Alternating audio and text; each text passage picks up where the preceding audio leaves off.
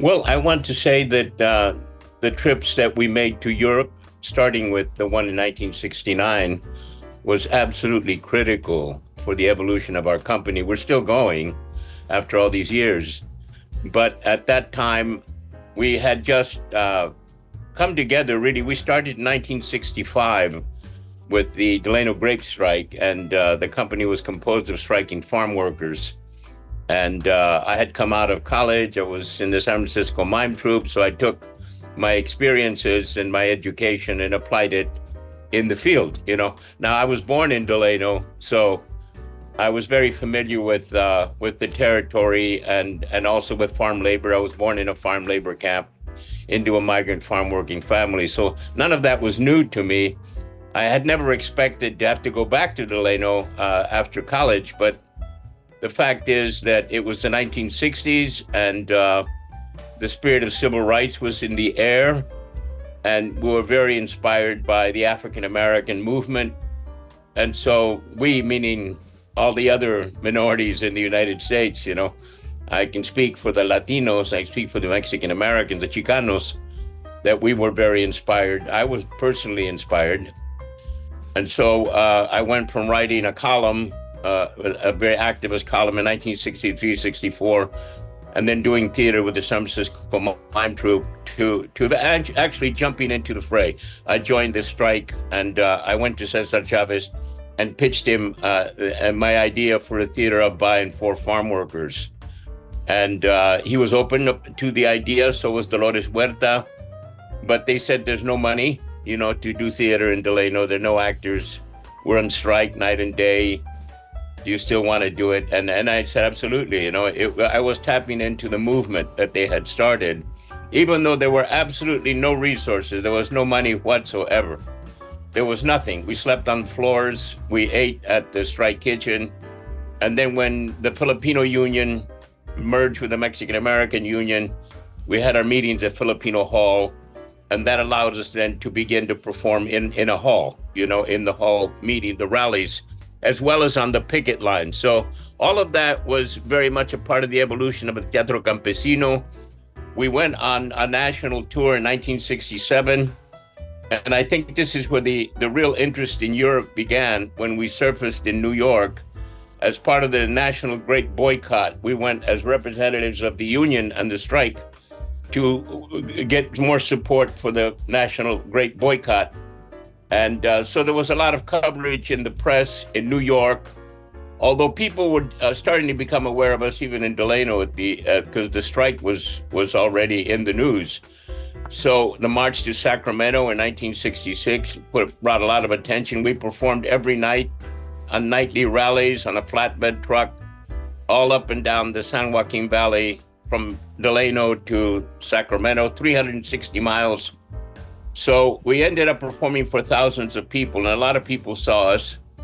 And that not only gave us an opportunity to come together to gel as a farm workers theater, because a lot of our works were improvisations, but with repetition, we began then to structure our pieces. And so by the time the strike ended, we started to tour to different cities to raise funds for the union. And then eventually that led to our first national tour in 1967. As I mentioned, that's how we got a lot of press. And I think the interest from Europe came out of that we began to gain some visibility in Europe. And people started to contact us to see what our work was like, what we were doing.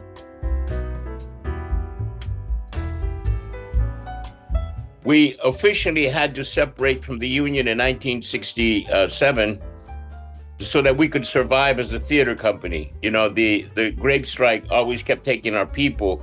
We would develop farm workers to stand up and perform, and then the union would take them because they would become great organizers. They could speak in public, and so they were sending them all over the country. So I was trying to defend the theater. I said, we got to hold it together. So the only way I could do that was by separating the teatro from the union and forming our own nonprofit arts organization separately outside of Delano in another little farm worker town. And that's where we began to receive visitors. I began to receive visitors from all over the country and then all over the Europe as well. And so what happened then is that in 1969, we received an invitation to come to the Nancy, the World Theater Festival in Nancy. And it came personally from Jack Lang, who was the director of the festival in Nancy. He later became Minister of Culture in France. But he was a very engaging, very interesting guy. And they offered to pay for our transportation and our housing. There was no profit to be made. It was just expenses.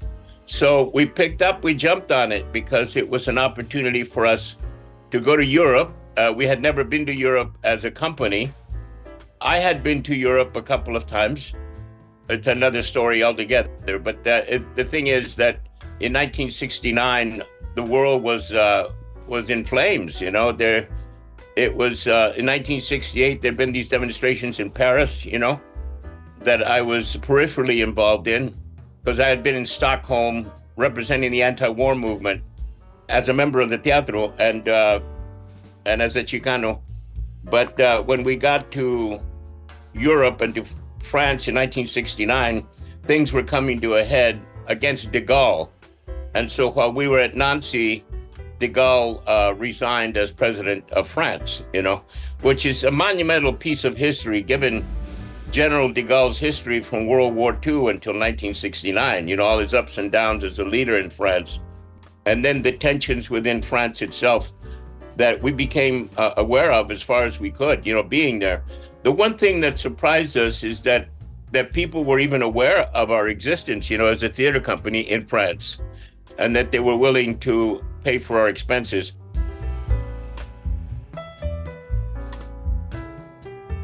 The World Theater Festival at Nancy was a revelation to me and to us because it introduced us not just to people in France, but all over the world. Everybody was there, you know, from Latin America and from all over Europe and even some Asians, you know, were there. There were people from the communist countries, Budapest and Hungary and all of that at that time were under Soviet control. And so you could feel those Cold War tensions at play in the festival among artists trying to communicate and trying to express their feelings through their work and also through personal contact. So the one thing that really amazed me was that our participation at Nancy was the first time that the press or any critics had examined our work as art. You know, we'd always done politics. We were doing politics. We were striking. And what we did was an extension of our protests, an extension of our ideals in the grape strike and the hope that we could form a union for farm workers. But once we got to Nancy and started to perform, we had some sessions with critics and scholars, a Q&A session, where they started to refer to our work as popular art, you know, as popular theater. And that was a whole new perspective that we had never had of ourselves. We didn't put ourselves into that context. Looking back, it was a very important distinction that came from the nature of the Nancy Festival itself. And I think of also, not just Nancy, but all of the festivals in Europe. I became very aware that in a way they were a response to the disaster of World War II, that through the UN and other people, there was an effort to try to reactivate the humanity of the world through the use of the arts. And the theater became really important in that respect. And so we suddenly found ourselves in this worldwide context. We weren't just a little ragtag group, you know, from California and from the labor camps. We were in fact participating in an international movement to restore sanity or maintain sanity in the world.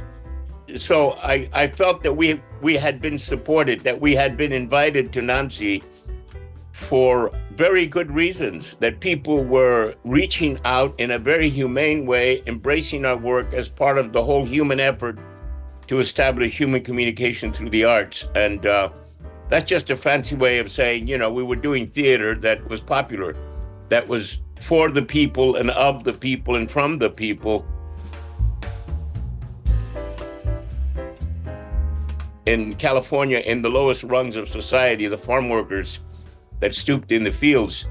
When I first conceived of the theater and thought about farm workers theater, I realized that it was a contradiction in terms, that farm workers or campesinos is not usually something that you associate with theater, much less workers theater. You know, that's a concept in itself that started with the 20th century maybe, but we were applying it in the 1960s to our work in the fields. And so that recognition that we got in Europe really solidified our sense of identity as a workers' theater and as a theater with an international appeal, because there are more working people all over the world, you know, that are like campesinos than there are nuclear physicists, if you know what I'm saying. It's just the laborers of the world are all over the planet, and they all deserve to be heard from their own places of existence. And so the use of theater is so basic. And I think critics recognized that in Europe. Jack Lang was particularly excited to bring us there. And it was a very conscious act on his part, because that was part of his vision for the Nancy Festival. But there were others that became our friends and sponsors. Jean-Louis Barrault, for instance, in Paris, and his wife, Madeleine Renaud, were outstanding examples of the same philosophy of the theater. They also reached out to us and invited us to perform in their theater. At that time, they were ensconced in the Gare d'Orsay, you know, which is now a museum. It's a Musée d'Orsay on the Seine in Paris, but it was a theater that they had built inside the old train station in the 1960s and 70s. And so before that, actually, he invited us to perform at a festival in the Sorbonne in Paris. I believe that was 72. But all of that was part of this atmosphere that existed in Europe, and not just in Paris, but also in Rome, also in Naples. It was throughout Europe, really, that there was a spirit. It was very much alive. I felt very much connected with it. My work reflected the influences of my participation in the San Francisco mime troupe. So Commedia dell'arte was very much one of our godfathers, you know, artistically, stylistically speaking. So it was a very, very healthy form of theater, a very robust form of theater that appealed to the workers. But it's the same reason why it appealed to the masses in Europe. You know, Commedia dell'arte is something that speaks from the street and speaks from the muscle of the working people. And we tapped into that spirit. And so when we went to Europe with our actos, people acknowledged, you know, the lineage. They said, this is like Commedia, you know. Or as someone wrote in one of the reviews, seeing a performance of El Teatro Campesino is like being at the birth of Commedia dell'arte. I mean, that was a wonderful quote that I've always appreciated, because it was true. We came out spontaneously, you know, that my actors at the beginning had no training whatsoever. They were just campesinos. And so they did what they did, they came naturally, and I was able to guide them, given what I had learned in the San Francisco mime troupe, to improvise and to use masks and to use body work. And all of that spoke volumes in Europe.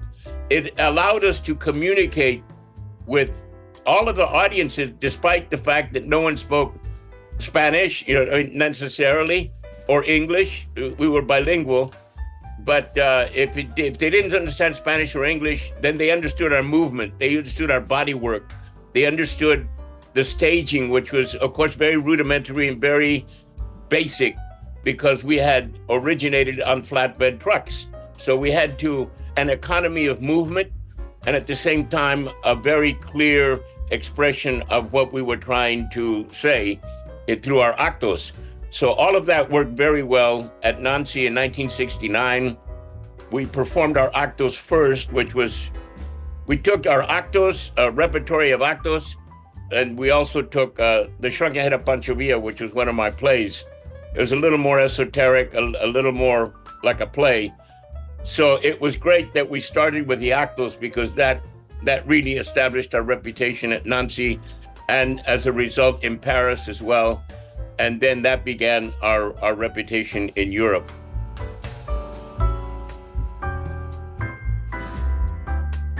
the being in the festival, in an international festival with people from all over Europe and Latin America as well, really opened our eyes to the possibilities of communicating with humanity at large in a very basic, humble way. But nevertheless, it gave us a sense of belonging that we had not always had in California. We belonged to the campesinos, we belonged to the Chicanos, but we didn't even belong to America as a whole yet. Europe accepted us before New York did.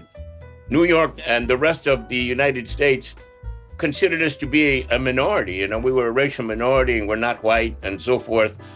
But I didn't feel that distinction in Europe at all. You know, we were embraced as a workers' theater, and I found that to be really inspiring.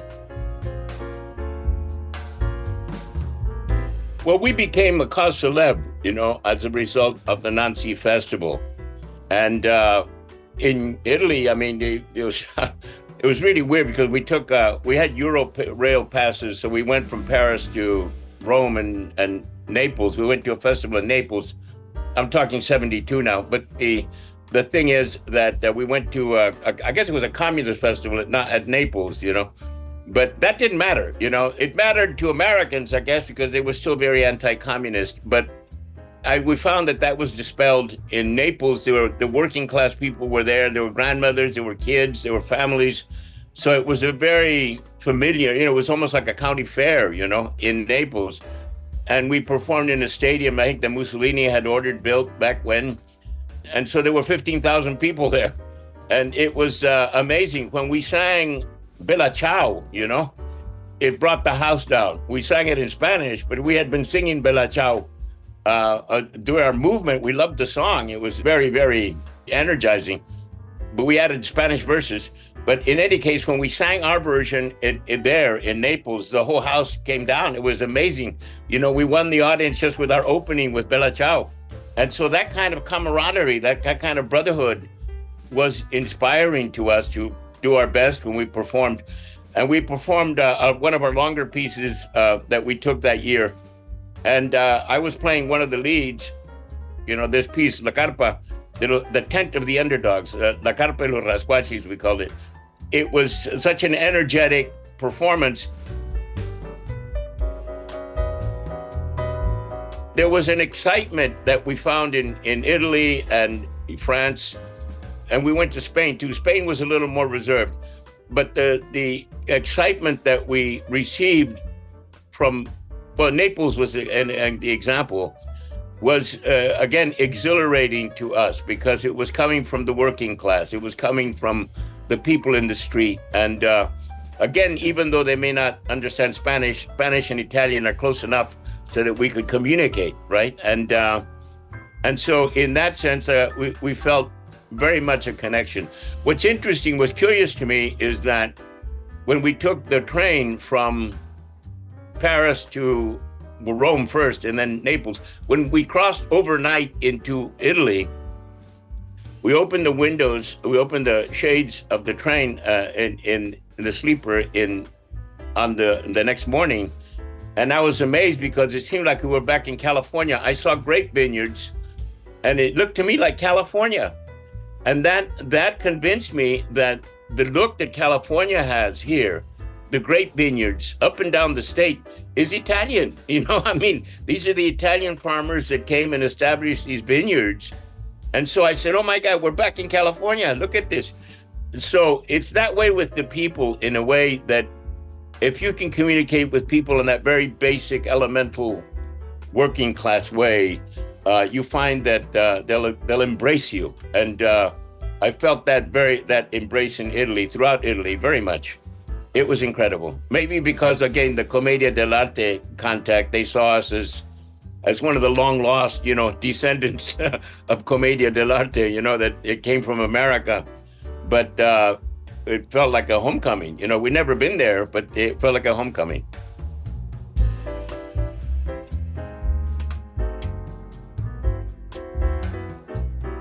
In the 1970s, we had a steady company that held together for about 10 years. That makes a big difference.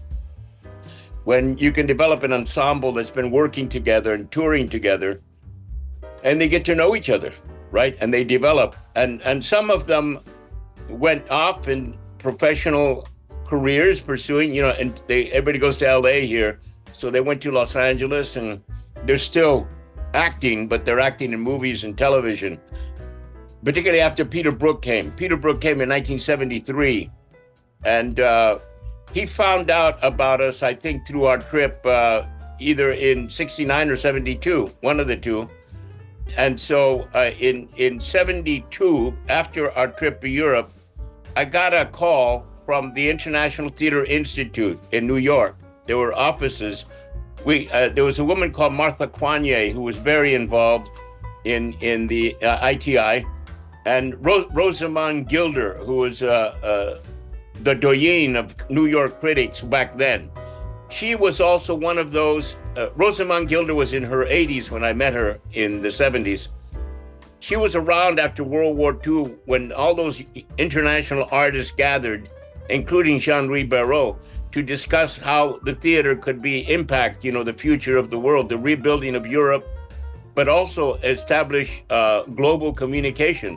And so I didn't know this until later, but that's what kind of motivated Martha Quanier to come to San Juan to set up a meeting. She said, I have someone that wants to meet you and wants to come talk to you. And so I said, sure. We made an appointment, and she showed up with Peter Brook, here in San Juan Bautista. And Peter Brook and I hit it right off. It was an amazing kind of head-to-heart meeting, because we took a little walk around town. It's a little mission town here in San Juan. So we walked over by the mission and the gardens and stuff. And it was supposed to be just a short talk, but we ended up talking steadily for 3 hours. It was a meeting of the heart and mind. And at the end of that, we came back home, we served lunch, and we sat down, and they proposed the idea that he wanted to bring his company, the International Center for Theater Research out of Paris, to California and to do a residency here with us in San Juan Bautista. And so I was a little flabbergasted. I said, you can see the town is really small, and all we have is this old tin warehouse, where we work out of. It was literally a windblown old warehouse that we had at that time. And he said, that's fine. We're going to be in Africa, before we come to California. So if we can do the African villages, we can do your little village here. And so I said, fine, but we have any money here. And so he said, don't worry about that. We'll take care of it. So they had funding. And through the ITI and others, they ended up funding the summer.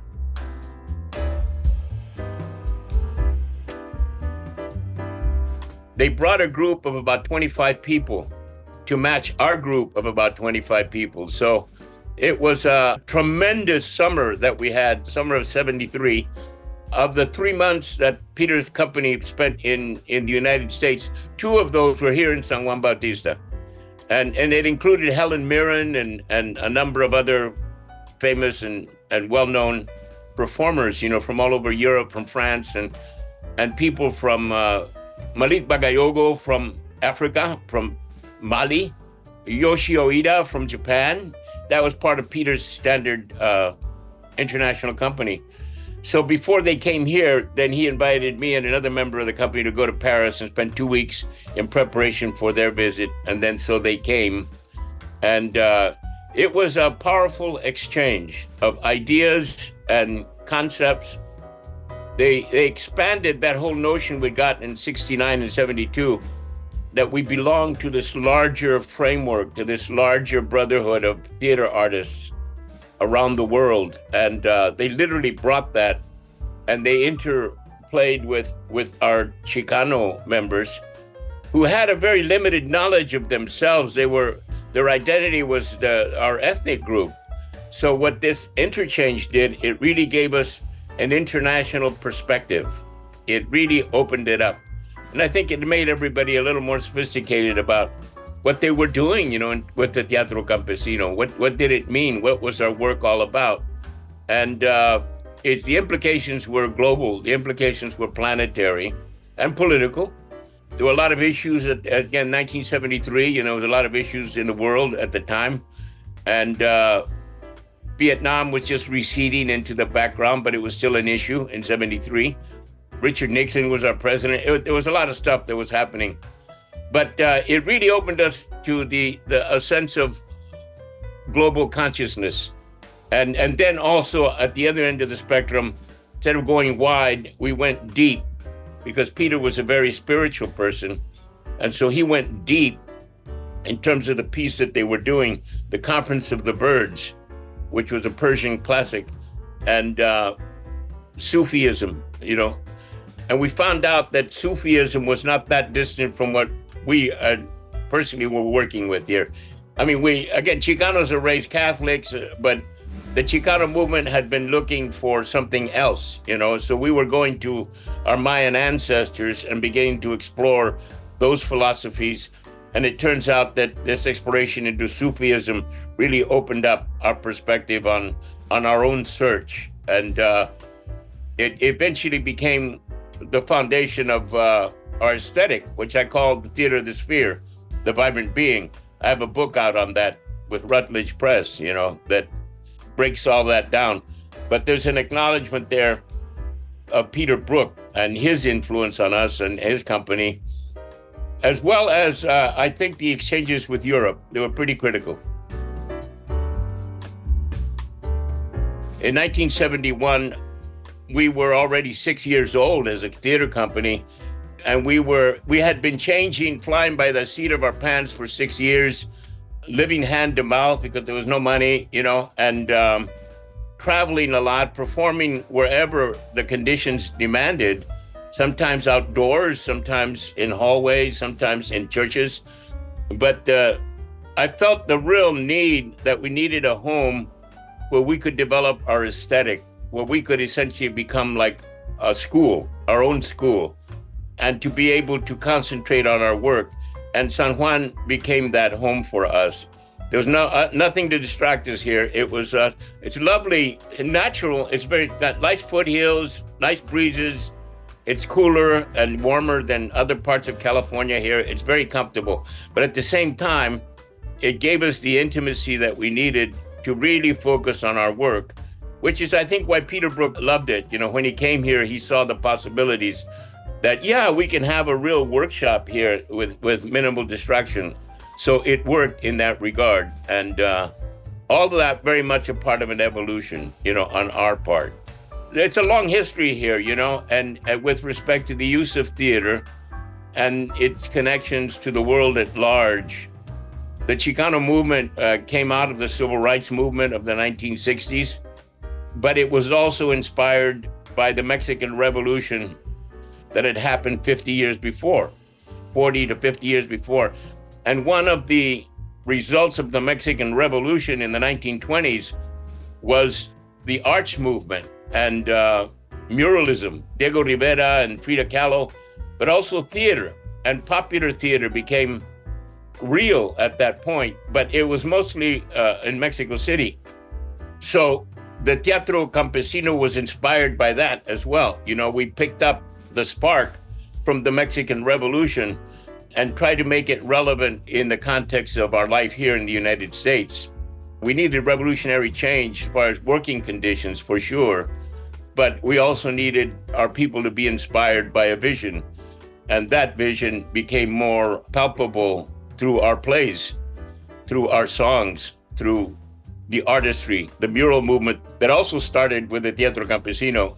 We were the first ones to really set murals on buildings here in California and in the United States that represented something like what Mexico had. And so it became a huge movement. It took off on its own and became the mural movement. They're tremendous works, as well as painters, that are now in museums and making a reputation for themselves. But we took that idea of the imagery and pushed it into film, pushed it into another level. And so El Teatro Campesino was also the first producer of films, right? And not just documentaries and not just short films. We did a film called I'm Joaquin, based on an epic poem by one of our leaders, Corky Gonzalez. That was an eye-opener. It was tremendous, and it's in the Library of Congress now. they selected it for preservation. But that led to others, that led to my own films as a filmmaker. But the idea was to take these images and put them out so that people could absorb them.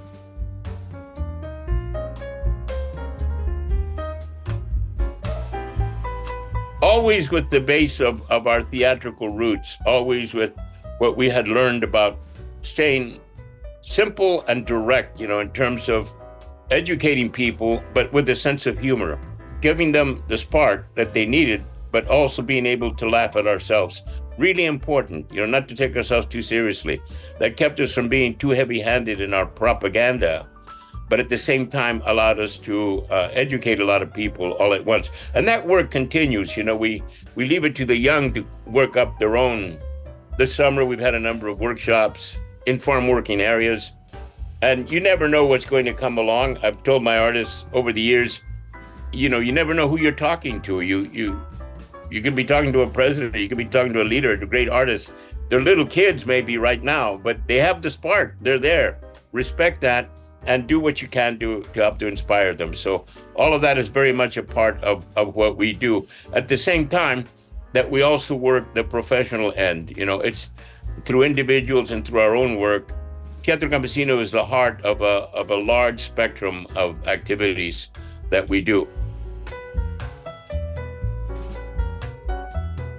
To come back to our theme, the idea of festivals really inspired us. So going to Nancy inspired us to start our own festivals. And so we came back to California, and in 1970 organized the first Chicano Theater Festival in Fresno, where we were based at the time. Fresno is in the Central Valley. It's one of the large cities in the Central Valley. A lot of farm workers, a big farm working area. It's also very hot, in the summer, really blazing hot, and also very dark and foggy in the winter. You have to be really strong to live there. But anyway, we were there based, and we had our first festival in the spring of 1970. That was, I don't know if you know U.S. history, but that was the springtime of Kent State. Ronald Reagan was governor of California at the time, and there were anti-war protests all over the country against Vietnam. And so in Kent State, which is in the Midwest, the National Guard fired on some students and killed a couple of students. And so there were protests all over the country. We were supposed to have our festival at Fresno State College, but Ronald Reagan closed all the state colleges because he didn't want any demonstrations. So we had to really hustle and acquire a high school gymnasium, and that was our first festival. We had maybe 20 groups come to perform. We slept there. We fed everybody in this gymnasium. That was our first festival. But from there, we began to go to different campuses and to different places. So there was a festival in 70, 71, 72, 73, 74, 75. And so it kept going. We eventually ended up organizing a large coalition of Chicano theaters. It was like a mass explosion. The idea of theater through the festivals caught on so brilliantly that we eventually ended up with 300 companies, all over the Southwest that were spontaneous outgrowths. They were on campuses, they were in community organizations. And so our festivals spurred that on. And we had so many teatros that we had to organize ourselves into an alliance, which we called TENAS, which means Teatro Nacional de Aztlán, the National Theater of Aztlán. Aztlán is a mythological name for the Southwest of the United States. It's the place of origin of the Aztecs, according to some people. So we called ourselves TENAS, which means tenacious. And so through TENAS, we set up guidelines, for our festivals. We had different companies sponsor each year, and more groups kept coming. And eventually we had groups coming all the way from New York, Chicago, Texas, all over the Southwest to wherever the festival was. And it was all as a result of our trip to Nancy. We saw the possibilities, and also to Italy, of course. We saw what the power of a festival could do to bring people together, and people caught on to it. They were really taken away with the whole idea of the Tenas Theater Festival. It lasted into the 80s before it segued and became something else. There are other coalitions now, the Latino Theater Commons and stuff that owe their allegiance, their pedigree to Tenas. Tenas is no longer around. It kind of disbanded after years. But these new groups, these new theater artists, recognize that the origin came from Tenas and those original festivals. The power of the festival, to me, is one of the ways that theater can survive into the future, because the festival has a power of its own, not just in terms of its the numbers of people that can come together to see their own works and the works of others, but it leaves a lasting impression in the community in which these festivals occur. It's more of a European tradition, dating back centuries, I'm sure. America as a whole did not celebrate in the same way. There weren't enough towns in the Southwest to make that happen, and our towns were very spread out. LA, for instance, is millions of people, but it's spread out. It's hard to have a single little festival, so you have to really concentrate. But our festivals, anchored in the Chicano community, were very, very successful. They attracted thousands of people and inspired a lot of the artists that we now see professionally on television and in the theater. As playwrights and as actors and as directors, we're very proud of the fact that it began with us, with the Teatro Campesino, launching the first Tenas Festival. We launched the first 3 festivals, and then eventually passed it on to other companies. But the fact is that it was all an inspiration that started with Nancy.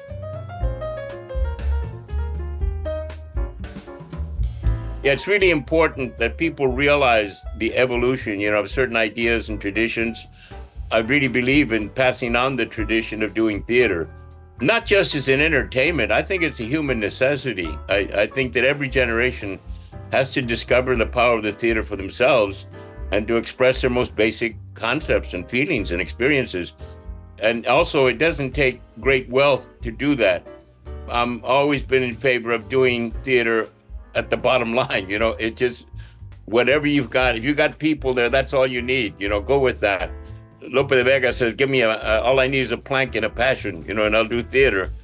Well, that's Teatro Campesino has operated on a plank and a passion for a lot of years, but it makes it very satisfying that you can do that. And we try to teach our people, you got your physicality, and this is where the show starts. It starts here. And you add lights later, you add costumes, that's fine. It's great to have the color, but this is the most essential thing. If your human presence and your ability to be able to make people laugh or cry or whatever, but that's something that children know instinctively. So to preserve that in kids, is really critical. So kids are very important to us. We still work with very, very young people. I started with my own sons. When I have 3 sons, my wife and I have 3 sons. We've been married over 50 years, but our boys are no longer boys. They're men. They have their own families. But the thing is that they started as little kids. They started as 4-year-olds.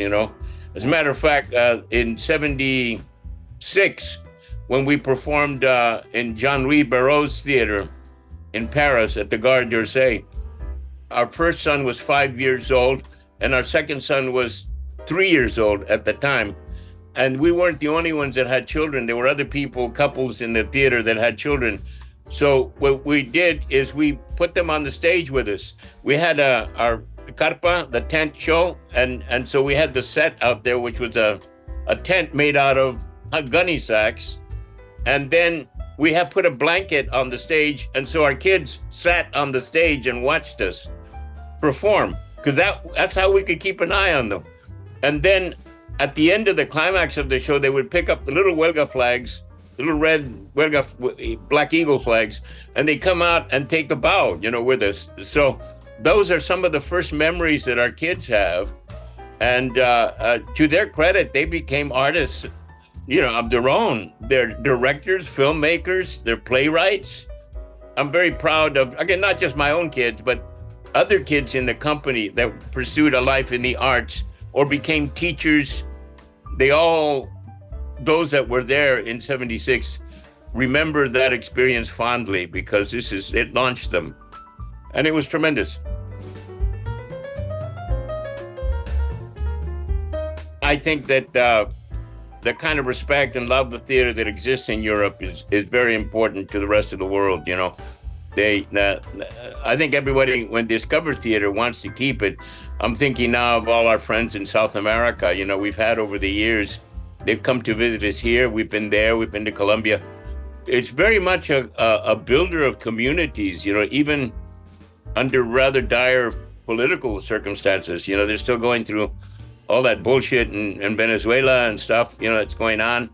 But that's just par for the course. It's been worse in Chile. It's been that way in Peru. It's been very difficult. And so we're very aware of how critical sometimes the theater is, There was a moment when I was in the grape strike when we were performing on the picket line. And we were sometimes surprised with possible violence, and it could be that the bullies were bluffing, but there was one day when I was out there with the picket line. I was a picket captain, and we were also singing and doing our shtick. But the son of a grower reached into his glove compartment and pulled out this gun and put it to my head. And he said, "Okay, act." And I almost shit, actually, but I wasn't going to act for him, But it occurred to me at that moment, just instantaneously, am I going to die for doing theater? Am I willing to die for what I'm doing? And I decided, yeah, I'm willing. I can go with it, So I just faced him off. He eventually backed off. The women were tremendous. Women came in, rushed in, and they were daring him and cursing him to back off. But the fact is that everything came to bear on that moment. In the theater, you can die on stage, figuratively speaking. If you have a bad performance or you don't have enough energy, you can die, you're dying. But in this instances, it was almost literal. And there was another instance where they came to me and said, someone is out there with a high-powered rifle, they want to take care of you. But I decided I needed to be out there. It was a choice. I did not go to Vietnam. I protested the war, but I figured, okay, I didn't go to Vietnam. I've gone to the grape strike. I'm out here. Am I going to back off because somebody's pointing a gun at me? No, there have been other instances where it's come close. I've been told, that I've been publicly speaking, and there have been threats that I didn't find out about until after the fact that somebody was out there with a gun. But, it's all par for the course. One of the things that I've also discovered is that if you are acting and singing, if you're clowning, you have a mask, or if you're singing songs, that has a power and an influence on the events around you that it dispels the possibility of violence. It has the opposite effect. It blankets it. And I depend on that if you can keep that energy viable, then you won't see too many actors, clowns, or musicians, shot down in mid-performance, because it's one. It can happen, but it's one road too far, and so one act too far. So in that sense, I think again of my brothers and sisters in Latin America, and some have paid the price, for doing theater. They've been arrested, they've been beaten. I was beaten and jailed also during the grape strike. That's no fun. But the thing is that it's important that people realize that live performance is very much a part of the assertion of our humanity, no matter where we are, all over the country, all over the globe. And that it is our way to become one humanity eventually, so that we understand each other. There's nothing like a lovely theater performance, with live actors, and could be puppets too, with masks, but the fact is there's magic there that dispels the ugliness that can happen, between people. So all the more reason, again, why we need festivals, all the more reason why, no matter how technological we get, how often we can communicate through these means, which are amazing, it's really, nothing is going to take away the need for us to gather as often as we can, live with each other, face to face, and celebrate, the fact that we're all alive at the same moment.